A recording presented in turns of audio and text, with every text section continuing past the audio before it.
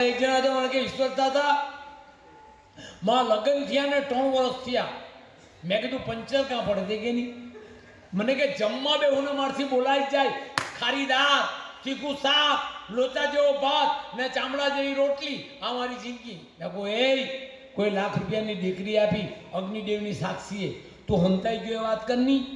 મને કાનમાં કહી 50,000માં કોઈ પાછી લઈ કે હવે જૈતર ઠેકાણે પડલું છે. આવ અમારે હુરતમાં બગીચામાં 70 વર્ષના વાંધા વચકા કરવા ગયેલા હરબોડા જેવા રખડે. મેં કીધું તું હંધાઈ ગયા વાત કરી. મને કહે તો હું કરું. મેં કીધું મારી સલાહ લે, આવતીકાલે રસોઈ આવે એટલે ચાખીને એટલું જ બોલવાનું, વાહ દાળ, વાહ ભાત, વાહ શાક, વાહ રોટલી. પછી જો રસોઈ કેવી મને કેમ. મેં કહું અમે આખી જિંદગી આ જ ધંધા કરે ભાઈ. મારી સલાહ લઈને તો ગયો. બીજે દાડે રસોઈ આવી એટલે ચાખીને ચાલુ કર્યું, વાહ દાળ, વાહ ભાત, વાહ શાક ને વાહ રોટલી ગઈ ને રસોડામાંથી હણી આવી છૂટતી. આ માથું તોડ લાગ્યું. તો પેલો રડતા રડતા ગઈ, મેં આજે રસોઈના વખાણ કર્યા તો તે સણસી ચૂંટી મારી. બાઈ કે હું કરું, 3 વર્ષથી પણ નહીં આવેલી તો રોજ એમ કે ખારી દાળ, તીખું શાક, લોચા જેવો ભાત ને ચામડા જેવી રોટલી.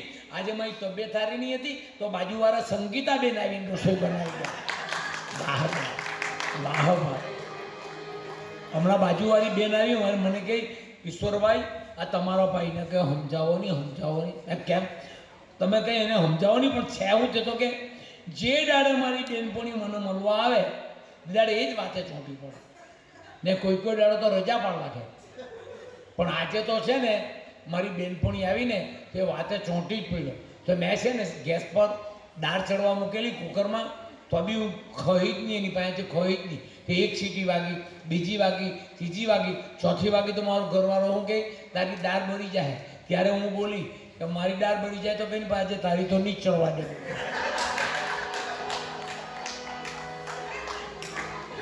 હાસ્ય છે ને, હસીને ખાઈ શકો. હસવું જીવન, આ તો જીવનમાં હાસ્ય બહુ જરૂરી છે. અમારા ગામમાં એક અમેરિકાથી ડૉક્ટર બનીને આવ્યો. બરાબર સાંભળજો, તમે શબ્દ પર ધ્યાન આપતો. શબ્દ પર ધ્યાન આપજો. થોડુંક હસી લે નહીં ઉડી જાય પૈસા વગર. આ બચી ગયો છે.